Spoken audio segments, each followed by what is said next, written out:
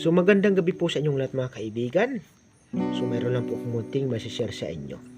Pakita ko lang po sa inyo ang ibon na tinatawag sa amin na bukaw. Pero bago yan, disclaimer, this video is for entertainment purposes only.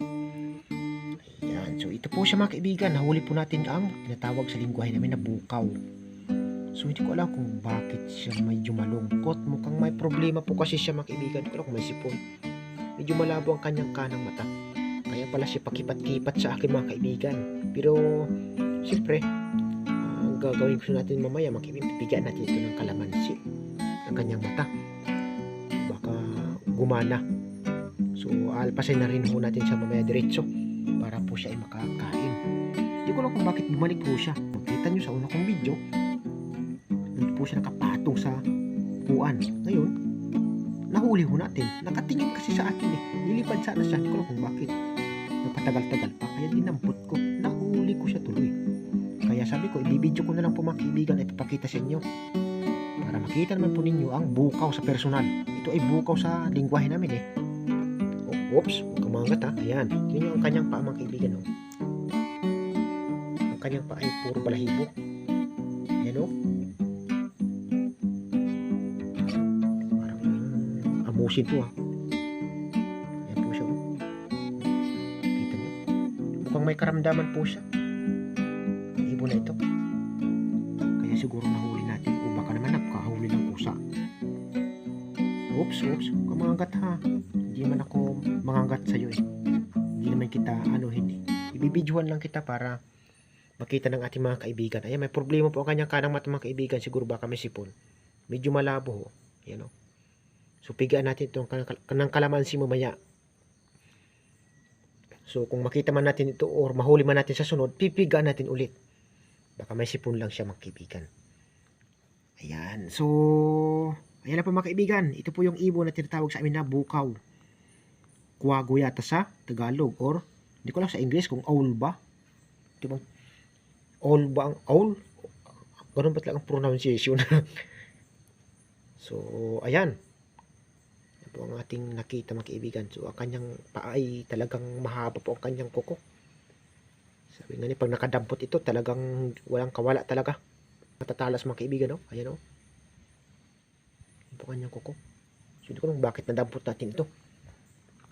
O baka naman gusto lang niya magpadampot. Baka magbibigay ito ng anting-anting. Baka naman. Ayan, siya mga kaibigan. So, alpasan natin ito mamaya. May problema siguro siya. Baka lang may sakit. Ayan. So, ayan. Oops. Huwag muna. Good luck ha. Sinsya ka na. Okay, dinampot natin. Makakalipad ka na ngayon. Ayan po mga kaibigan. Oops. Sumisikad na siya mga kaibigan. So maraming salamat po sa inyo at mga kaibigan. Ito ay atin ng aalpasan. Ayan. Ang ibon na tinatawag sa aming lingwahe na bukaw or kuwago sa Tagalog or owl sa English. Ganun ba? Owl ba talaga? Owl or owl? Owl. Parang ganun yata ang pronunciation. Hindi ko lang sure ha. Ayan. So ito po ang bukaw mga kaibigan. Kamanggat. Ayan. Pakita lang tayo sa video. Para siyang para siyang buyaw ang tawag sa amin. Isang ibon din na parang buyaw. Ayan. Ang ganda na kanyang balahibo. Talagang hindi mo siya makikita mga kaibigan ha. Ibang pagkano niya parang. Ayan. Ayan. Hanggang dito na po magtatapos ang aking video mga kaibigan. Papatakan lang po natin ng kalamansi ang kanyang mata. Tapos bibitawan na po natin siya. Yan po siya mga kaibigan ng bukaw. Nilagyan natin ng kalamansi yung kanyang mata. Lilipan na yan. Ayan. O yun mga kaibigan. Lumipad na po siya. Ating bukaw na nahuli. Thank you so much po. Kawawa naman kasi siya mga kaibigan. Lumipad na po yung bukaw. Nilagyan na natin ng kalamansi yung kanyang mata. Mukhang nalalabo. May sipon ho siguro. Kaya natin nahuli.